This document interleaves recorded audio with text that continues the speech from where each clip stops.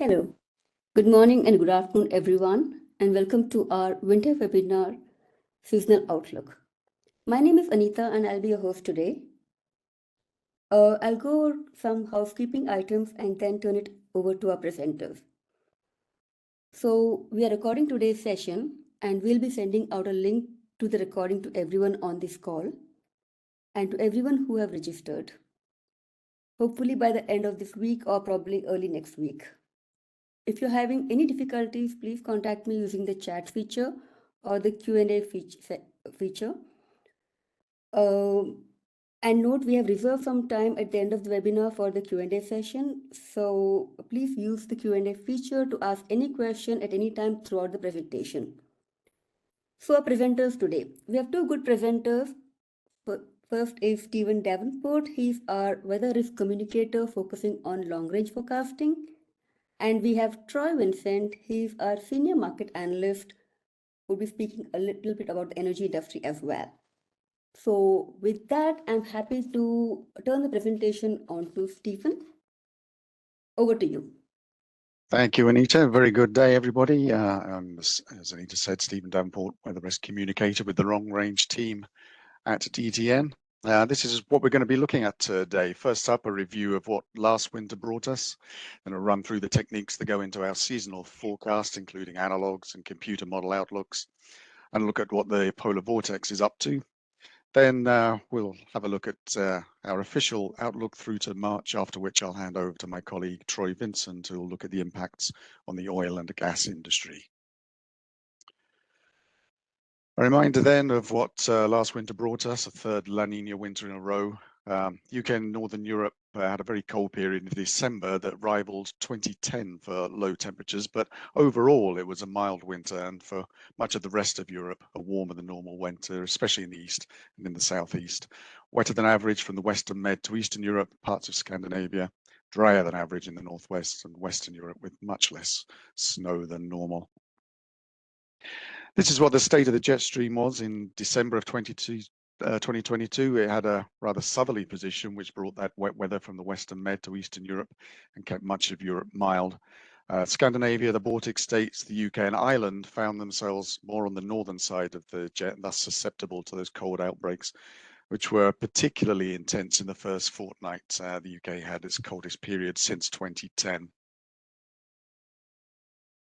January and February saw the pattern change, with the average jet stream position shifting farther north, particularly in February, where it arched into unusually high latitudes. As a result, the second half of winter became much milder, with temperatures in January and February ending up above average across most of Europe, including the UK and Ireland. Strongest warm anomalies, though, were in Eastern Europe in January, then Northern Scandinavia in February. The UK became very wet and windy late December, Ireland as well, and into early January. But there was a colder period mid-month before the northward shift of the jet stream that meant a drier and milder late January and February. And here are the anomalies for the whole winter: generally warmer than average, and especially so in Eastern Europe, a bit closer to average in Northwest and Western Europe, with those colder shots.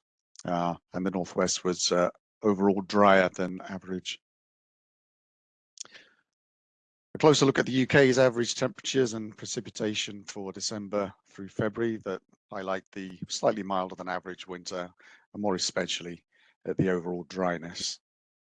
And this shows the ups and downs of the temperatures. There's that extreme cold period in early December on the left there.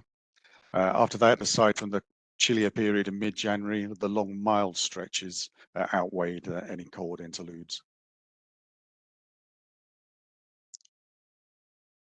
With low pressure systems often passing either to the north or to the south of the UK, winds were below average, so not a great winter for renewables, unlike, as we will see, this upcoming winter. Southern Europe had decent solar, especially the southeast. Unsurprisingly, given the dry winter, snowfall amounts were below average, except in Northeast Europe and Scandinavia. And looking at the rankings, Northwest Europe ranked among the least snowy winters. Well, so much for last winter. What are we expecting this year? Well, We might expect a very different winter, given that we've switched from La Nina conditions to strong and still developing El Nino. For a start, that should mean fewer cold risks early in the winter, but as we will see, we do have a chilly period coming up. But a mild season overall with an active, strong track of low pressure near the UK and Northern Europe, at least through December and January. Chances of any sustained significant cold should be shifted to late winter, and even those are not certain at this stage. Let's have a look at what's been happening recently. August was very warm but hot, shall we say, across much of Europe. But the UK and Ireland were at times on the cooler side of low pressure systems moving into Central and Eastern Europe and Scandinavia. Those systems brought some very heavy rain events with major flooding in parts of Central Europe in particular. September had a block pattern and became even hotter with respect to average temperatures. There were some record highs, but slow-moving low-pressure systems on either side brought some heavy, persistent rain and floods to Spain, Portugal, and southern parts of Greece. The UK and Ireland were very wet as well, the number of thundery episodes. And October stayed very unusually warm, with some national temperature records broken. The UK became cooler and was wet again, especially in northern areas, which are very wet, particularly across Scotland. Now to the seasonal forecast. Will it be milder, wetter, windier? Well, in a couple of words, most likely yes. Well, 3 words. And for the first half of winter, there's slightly higher confidence than usual in the expected patterns that might deliver these conditions. So what are the main influences we consider when making projections for the winter season? Firstly, the El Nino Southern Oscillation is a major player. As we've seen in the highlights, a change this year with a positive ENSO state or El Nino continuing into the winter. And it's a strong episode following 3 La Ninas in a row, so this winter could have a somewhat different character. Added to that, there are polar vortex and subseasonal influences, such as the Madden-Julian Oscillation. That's convection and thunderstorms in tropical parts of the globe that can change the pattern in the shorter range. Skill is not so great given the shorter range influence. And then there are the recent trends like through the last decades. Okay, which has a good skill.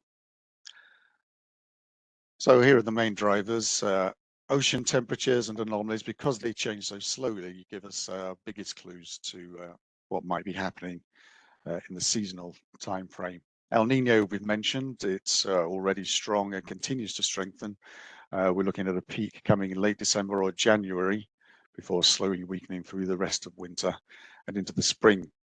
Secondly, positive state of the AMO, the Atlantic Meridional Oscillation, with temperatures on average above normal across the North Atlantic. In fact, a record warmth for quite a few months now. And thirdly, there's the IOD, the Indian Ocean Dipole, which is in its positive phase with warmer waters in the Western Indian Ocean. A lesser but still worthwhile clue is the Pacific Decadal Oscillation, which is a negative state as it has been for a good while now. We also need to consider the QBO, the west-east fluctuations of stratospheric winds, and the polar vortex, which negative QBO can help weaken, but most likely in the latter part of winter. Most of these drivers favor a warmer than normal winter, particularly the main climate drivers.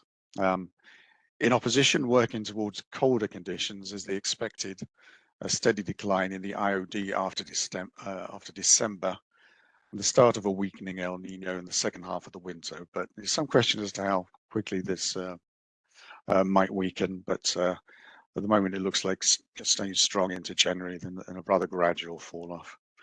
But this could allow the negative QBO to come more into play late winter with potential disruptions and displacements to the polar vortex. And we'll look a little more in a little more detail about that in a short while.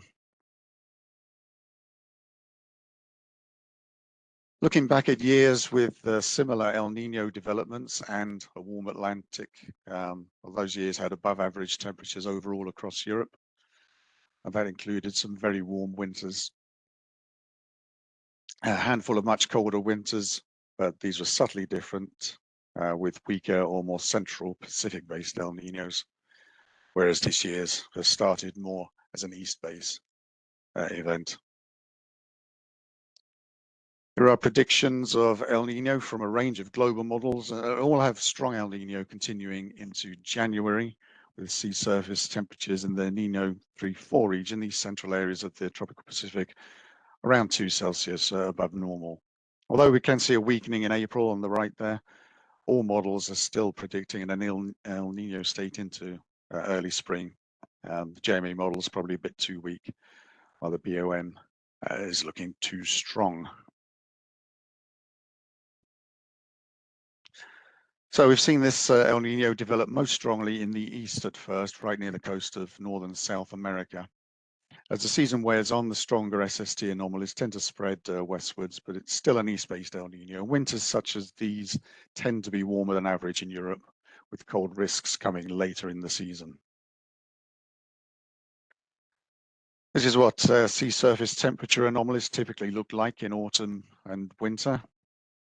And you can see the westward expansion of warm anomalies in the east-based El Niños, whereas the central-based El Niños have more diffuse anomalies throughout. And these are comparisons of east-based versus central-based El Niños, their impact on temperatures, with the east base overall milder, the latter having some colder risks. Worth noting maybe a somewhat cooler tendency in West and Northwest Europe in February during an east-based El Nino, and that feeds into our notion of that being the highest risk of any sustained cold. Now the AMO, the Atlantic Meridional Oscillation, that's a measure of temperatures across the North Atlantic. It's in a very positive state, or in other words, very warm compared with the average as it has been since the spring. This also favors a milder than average winter, especially when wind flows are coming from the direction of the Atlantic, which they often should be through at least December and January. El Nino correlates quite well with positive winter temperatures across Europe, while positive AMO has stronger correlation with positive temperature anomalies in Northwest Europe. So these are two pretty useful clues to what we're expecting this winter. PDO is a negative correlation, so the negative PDO we have at the moment indicates greater possibility of positive wintertime temperature anomalies for much of Europe, especially Northern Europe. QBA linkage is weaker, but positive QBA does correlate with a milder winter, hence colder risks later this winter with a negative QBO. The IOD, as we've seen, is in a positive phase. It's peaking about now or in early December before steadily falling away to neutral through the west of the winter as the Western Indian Ocean cools. Much like the El Nino, but it looks like rather a faster weakening. And by February, most global models are suggesting a neutral IOD state. We can see impacts of the positive IOD alongside El Nino in these analogs, and these are suggesting mild conditions into the winter with colder anomalies confined to the southeast. And here are our analogs, the years with similar ocean temperature patterns that we're expecting this winter. Our analog years give us this El Nino forecast, which is much similar to model outputs with a peak coming late December or early January at around 1.9, 2 degrees above normal in the 3-4 region, before gradually weakening and becoming neutral late spring and into early summer. If we would extend further ahead, we'd probably possibly see us heading towards another La Nina for the latter part of 2024. But of course, that's a little beyond our current remit. The analog years produce this pattern of sea surface temperatures in the equatorial Pacific, which is much in line with expectations of the El Nino. And analogues of El Nino and IOD indicate this sort of track of the jet stream across or near the UK and into Northern and Eastern Europe, putting much of Europe on its milder side. Digging further into our analogues. Here are the expected temperature and precipitation anomalies that they produce in December. No surprise here, mild conditions across most of Europe, strongest warm anomalies in the east. And these analogues are wet and windy for Ireland and the UK across to Scandinavia. January's analogues are similar, mostly mild conditions persisting and that wet weather spreading further south across the northern half of Europe, along with above average winds staying on the dry side across Spain, Portugal, southern France, Italy, and into the Balkans and Greece.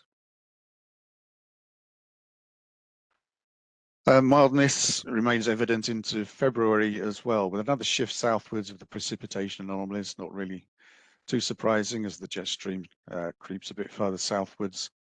So there's some suggestions of some cooler air, colder air trying to get into northwest Europe on the northern side of that jet. That's a bit more noticeable in analogues for March with the larger, cooler areas across Western Europe. And this encourages our view that although not nailed on, there could at least be increased risks of more sustained and significant cold outbreaks late winter and into early spring. And here's the December to February picture overall, mild everywhere, wet and windy conditions across the northern half of Europe, and particularly wet from Scotland across to, and Ireland across to southern Scandinavia, particularly southwest Norway. Now look at the polar vortex. When it's strong, this presents as a tight circle of stratospheric winds around the pole, locking very cold air up into high latitudes. A weaker polar vortex allows for the winds to become weaker, the vortex to become more wavy with colder air occasionally breaking out southwards. And developing blocking patterns in the troposphere determine where these cold outbreaks might occur. And a breakdown in the polar vortex can, as we've seen in the past, lead to periods of extreme cold. It doesn't really have seasonal predictability. Forecasts for the PV are confined to maybe a couple of weeks ahead. Although we have seen there's more predictability in conditions that might make the polar vortex more susceptible to weakening. One of those being the negative QBO that we've got this winter, and hence those cold risks we may be seeing for February time. If we get strong high pressure building over the pole, it can split or otherwise displace and disturb the polar vortex, and sometimes a strong build of high pressure over Scandinavia can be a precursor. No sign of that happening in the near or even medium future. There are lower risks of major disruptions during El Nino winters in any case. Just as an aside, you might remember the Hunga Tonga volcano in early 2022, which sent huge amounts of water vapor into the atmosphere, reaching the stratosphere. And that brought a cooling to the southern hemisphere's stratosphere and strengthened its polar vortex. A lot of that moisture slowly spread northwards across the northern hemisphere, which you can see in the darkening greens in 2023 there. And might have a similar effect on the stratosphere at high latitudes in the northern hemisphere. So maybe that's helping to strengthen the polar vortex as we head into winter.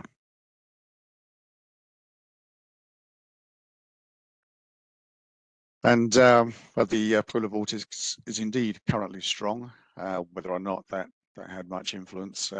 Models are indicating some modest weakening towards the climate average through December, maybe a little bit low late in the year, but these models, they have been pushing this slight weakening back and back on each model run, and fewer ensemble members than recently are showing any strong weakening. So we're not yet expecting any notable polar vortex weakening through the rest of the year. So no significant extended very cold period through early winter, although we do have a bit of a block coming up in the next couple of weeks. Our next tool is the seasonal weather models, and we look at predictions from a range of models and their predictions of large-scale weather patterns. First, though, a quick look at that shorter range through the next couple of weeks into early December. And we're looking at a bit of a change in the next couple of weeks. High pressure likely to build across or just west of the UK and Ireland, as you can see on the right there in the mean sea level pressure anomalies. Now that should mean drier weather for northwest and western Europe, with occasional showers coming in on northwesterly flows into windward areas. With that wind direction, though, it's going to turn colder. Cold front looks like coming through on Thursday this week, and we'll see temperatures dropping below average, showers turning wintry across Scotland with some local accumulations, especially in the north. Temporary warm up near seasonal next week should be followed by another cold blow. Probably around the last couple of days of November to reload the chill into early December. Further wintry showers over Scotland at higher elevations, maybe further south into England, Wales and Northern Ireland. We're not expecting widespread snow though, although there will be more significant accumulations in some eastern areas of Europe with slow moving low pressure circulating around there. Now this chill could last into the first week of December before high pressure shifts southeastwards, and that will allow milder flows to come back sometime during the first 10 days of December and then most likely through the rest of December. And the forecast for the next few months, as envisaged by the two main global seasonal models, the ECMWF and the CFS V2, is the ECMWF, lots of orange and red in this outlook for each month from December through to March. So we can see that warming trend in early in December should continue after that early chill. It's not really picking up specifically on any colder shots late winter into early spring, mainly because these are more likely to be driven by sub-seasonal effects, and any such colder interludes should be short-lived. But warm anomalies are a bit less in North and Northwest Europe in February and March. Like we saw in the analogues, there's a lot of precipitation across the northern half of Europe, and the wet anomalies tend to spread southwards. For wind, these are seasonal to above early winter across northern Europe, according to the ECMWF, with some tendency for the strongest anomalies to shift southwards through the winter, along with the precipitation anomalies. Sea level pressure anomalies on the right here show low pressure dominance north of the UK in December, with the low pressure track trending further south as winter progresses. Note the hint of high pressure around Iceland and Greenland in February. Those the sort of thing you might expect to see if you're expecting some colder outbreaks, looking like a possible negative NAO pattern potentially developing. The CFS V2 model tells a similar story, widespread anomalous warmth right through the winter and into early spring, and a similar precipitation pattern to the ECMWF, wet across the northern half of Europe, with the precipitation anomalies gradually slipping southwards. With both sets of models, these things all go hand in hand. An active low pressure track from the Atlantic brings mild air most of the time, with brief chillier shots in between, and of course a lot of wet and windy weather. CFS V2 is more bullish with the winds, showing above average winds across much of Europe each month, but particularly the northern half of the continent, so implying a good year or a good season for renewables. By March, it has those strongest winds shifting south, indicative of the jet dropping southwards, and colder risks perhaps coming into northwest Western Europe. So let's pull all that together into DTN's official forecast for the winter of 2023-24. Forecast is compiled by taking the climatology, narrowing that down to the trends over the past decade, and relating this to statistical analogs from the teleconnections and some of the seasonal computer models to create our final forecast solution. Now, this isn't going to come as much as a surprise, given what we've already seen from the models and the analogs. Our forecast is for above average temperatures for each month individually from December through to March, but we do have that proviso that we mentioned, confidence being lower for late winter and early spring. So there are colder risks to the forecast in February and March, as we'll see in a minute. Of course, this means the winter as a whole is forecast to have above average temperatures widely across Europe, and the probability is rather high considering it's a seasonal forecast. So, as we said earlier on, the forecast of a milder than average winter has higher confidence than usual, but confidence does drop off in late winter. So, less confident as we go through February and into March. Given what we expect from the main climate drivers, then we have assigned a 60% probability to our forecast for this winter. Main risk to the forecast is slightly on the warmer side. Our warmest analogues being warmer than the average. Less risk and a rather low risk of any possible colder scenario for most of the winter, with the greatest risk coming in Western and Northwestern Europe, and that coming in late winter.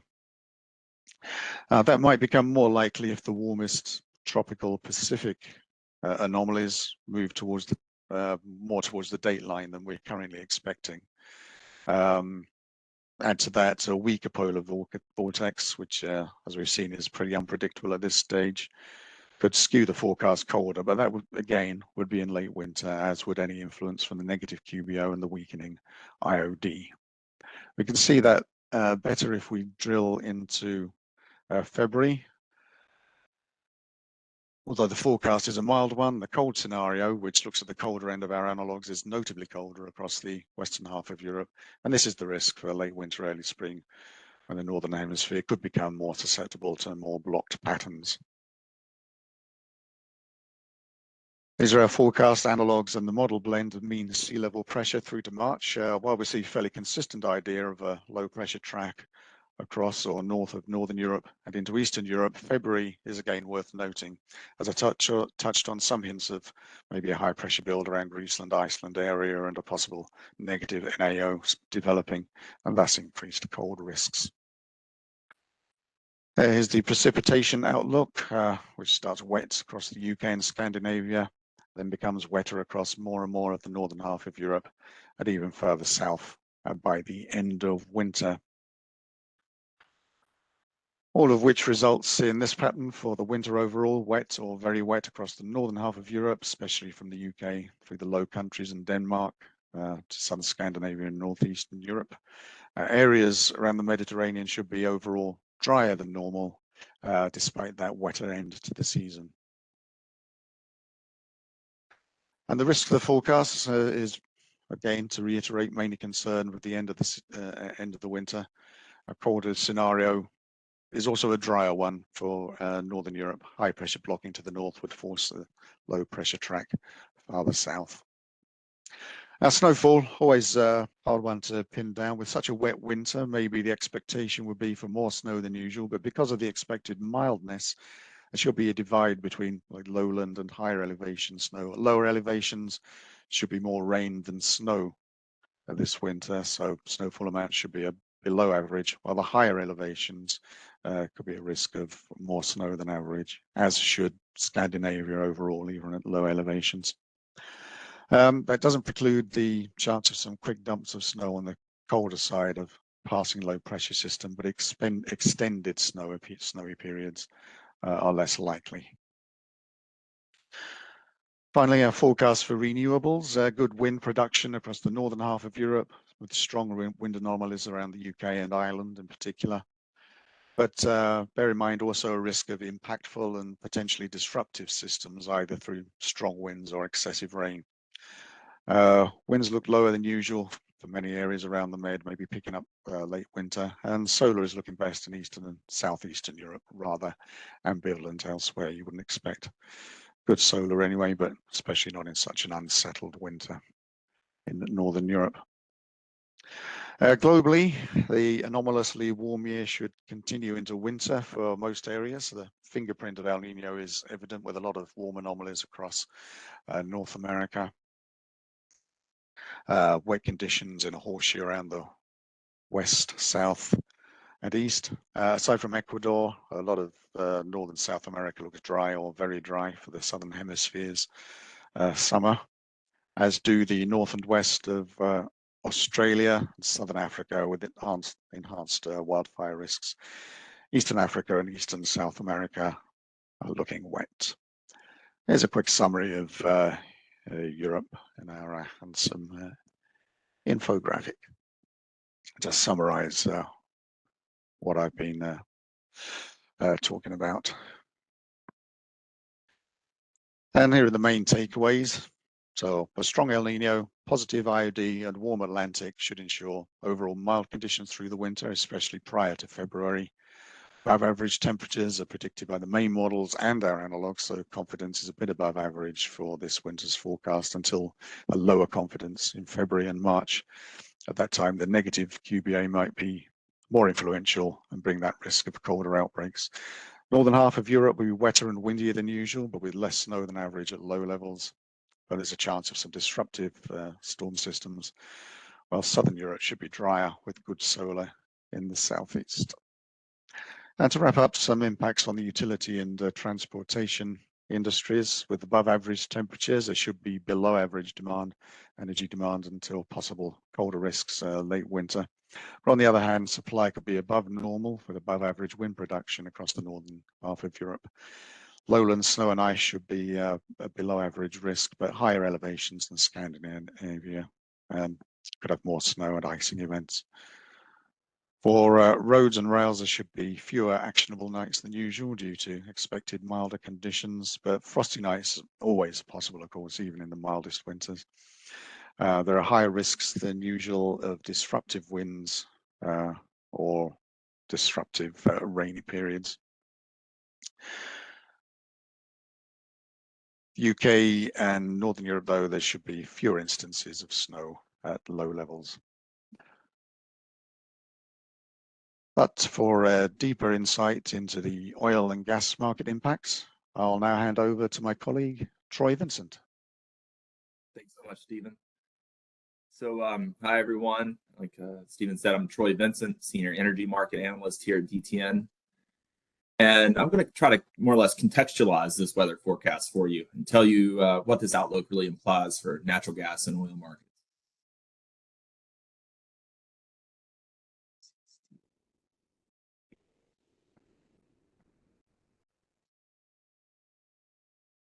So, you know, over the past couple of winters, many regions of the globe, as I'm sure you all are unfortunately well aware, have been faced with low inventories of the fuels needed to keep homes and critical infrastructure both warm and well lit and at prices that consumers and economies can afford. But thankfully, those tight markets are easing and prices are falling. For Europe, the rearranging of trade flows following Russia's invasion of Ukraine and the build out of new LNG import capacity has been impressively quick. Nuclear generation in France is back up and running after a long spat of issues last year, helping ease electricity prices and natural gas demand in the region. But it's certainly not all good news for Europe, unfortunately, as much of the price relief has followed from demand weakness. And it's really hard to overstate how important favorable weather conditions have been for this easing of shortages and the bringing about of lower natural gas prices in Europe over the past year in particular. You know, when you combine the impact of this extremely favorable weather with industrial demand weakness, shortages of energy commodities and prices have declined dramatically. And when I say extremely favorable weather conditions, I know that Stephen touched on this earlier, but you know, I truly mean extremely favorable weather. It's last winter was the second warmest on record for Europe, and this, of course, could not have come at a better time for European policymakers and economies, which were really reeling from widespread inflation. Now, before we get into what this year's winter weather outlook means for natural gas and oil markets, let's first review some of the European energy market basics. First, it's important to consider the primary sources of electricity and natural gas demand in Europe. Particularly ahead of winter, it's important to know that residential demand in Europe accounts for nearly a third of total energy consumption, and that space heating in particular accounts for about 2/3 of that total. So natural gas accounts for roughly 34% of the final energy consumption in EU households, and electricity accounts for about 25%. And whereas the US sees both a surge in demand during the winter and summer, given the widespread use of air conditioning, the very limited air conditioning penetration in Europe means that space heating really dominates energy consumption, and this makes the seasonality in winter demand particularly pronounced in Europe. With the vast majority of homes and businesses heated with natural gas and electricity, it's of course important to know what is fueling that electricity generation as well. The surge in renewable electricity generation over the past decade has meant a displacement of traditional base load power from both nuclear and coal, but has also necessitated surging natural gas-fired generation, as it's not only far less polluting than coal, but also because natural gas generation can ramp up and down quickly in response to the intermittency of growing wind and solar generation. With natural gas in shorter supply, and particularly with Germany completely halting nuclear power generation earlier this year, you can also see coal generation bouncing back after a long slide lower. Although natural gas prices dropped sharply over the past year, natural gas demand in Europe has only continued to weaken. This reflects both the cumulative impacts of inflation and rising interest rates on households and businesses across the continent, as well as the longer-term impacts on industrial activity, as heavy industry across Europe has began to come to terms with the higher natural gas price environment that makes many of their activities in the region just unfortunately uneconomical. In this chart, you can see the clear impact of both the extremely mild winter combined with the lack of industrial activity back in January of this year. And furthermore, you can see that even when we moved into summer and winter-related space heating demand was no longer a factor, natural gas demand continued to hold well below pre-Russian invasion levels. So the longer-term impact of higher natural gas prices on European industrial activity has become increasingly evident as we worked throughout the year. In September, which is the latest data, EU industrial production decreased by 6.1% year on year. And this weakness in industrial and household demand comes despite around 650 billion euros being allocated and earmarked across European countries to shield consumers and businesses from the rising energy costs since September of 2021. While the table you see here comparing the latest data for September doesn't show every European nation, it's worth taking a look at Germany and the UK in particular, not only because they are some of the largest economies on the continent, but because they release specific data for both industrial and household demand. Here we can see that household demand of natural gas in Germany was down about a staggering 43% in September compared to the 2019 through 2021 average. And industrial demand was down 25%. In the UK, household demand was down 22%, and industrial demand was down a whopping 40%. Across the EU at large, total natural gas demand was down 22% in September compared to pre-war levels for the seasonal period. Now let's turn our attention for a moment to natural gas supply. So with Europe no longer receiving Russian pipeline supplies from Nord Stream or the Yamal, LNG imports have, of course, surged. Europe is continuing to import Russian LNG, but it has primarily been surging U.S. LNG volumes that have backfilled absent pipeline supply to the extent possible. Imports from the U.S. have tripled from pre-war levels, and luckily for Europe, U.S. LNG export capacity is expected to double from current levels by 2027. While European policymakers have recently discussed halting Russian LNG imports, and this may eventually come, we simply don't see this happening this winter.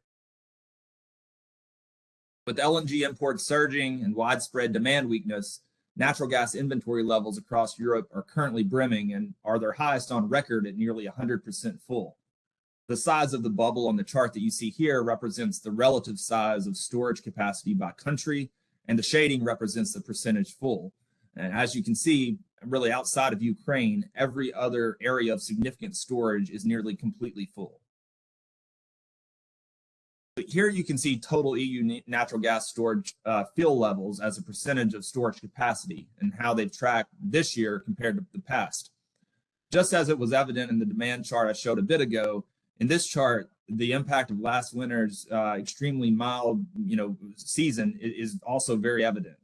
While we do not expect this winter to be quite as mild as last year, as you just heard, our winter temperature outlook combined with my expectations for continued imports of Russian LNG and demand weakness lead me to project that Europe will leave the winter with storage 40 to 45% full. This should continue to allow natural gas prices in the region to hold below year-ago levels and allow us to leave winter with prices around where they currently are today.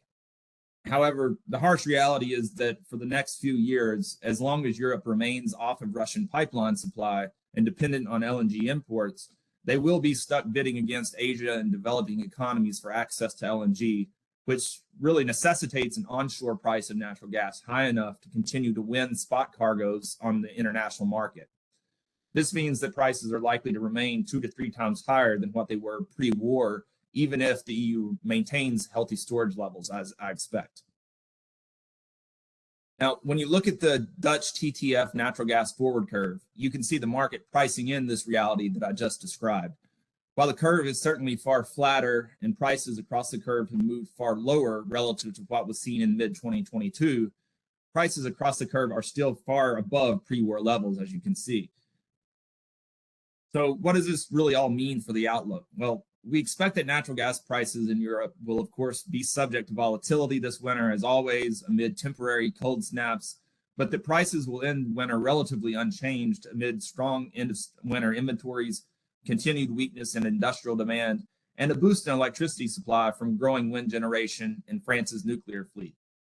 While we believe the risk of pipeline sabotage is real, such an event is simply something that I can't forecast or build into price outlooks, and we're hopeful that with NATO nations stepping up patrols, that a major event will be avoided.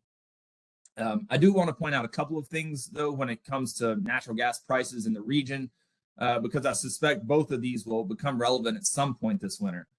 First, you likely saw reports last winter that natural gas prices went negative in Europe, and this was true in what's called the hour ahead market. But this is only due to a very short-term oversupply situation where LNG cargoes need to be unloaded, but onshore storage is simply full. So this is an extremely short-lived phenomenon, so no one should really get bent out of shape about it. Secondly, although natural gas prices have dropped sharply at the commodity level, retail prices for natural gas and electricity do not adjust lower as quickly as the commodity price, given the time lag in adjusting retail contracts. So this will continue to weigh on demand from businesses and households across the continent, which unfortunately is still needed at this time. Now, while this is a European and natural gas centric webinar today, if I'm going to mention oil markets and winter weather, I must also touch on weather developments outside of Europe. I'd be remiss if I didn't take just a few minutes to discuss winter weather impacts on oil and refined product markets, particularly as it pertains to the U.S. winter weather outlook.